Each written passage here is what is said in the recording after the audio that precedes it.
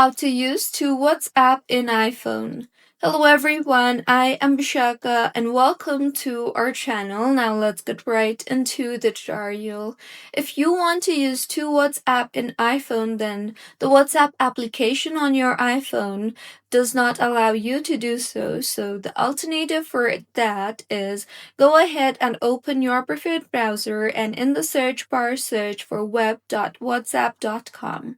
Now, in the interface that you will be led to, here if you have not enabled the desktop website already, then go ahead and tap on the square icon right beside the address bar you see there, and then tap on the three dots there.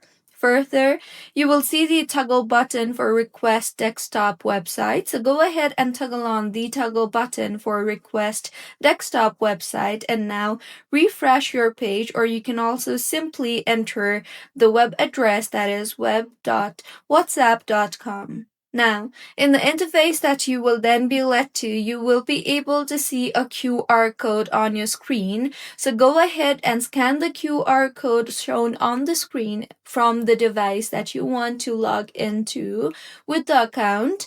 And once you have signed in with the QR code, you will be logged in to that particular account.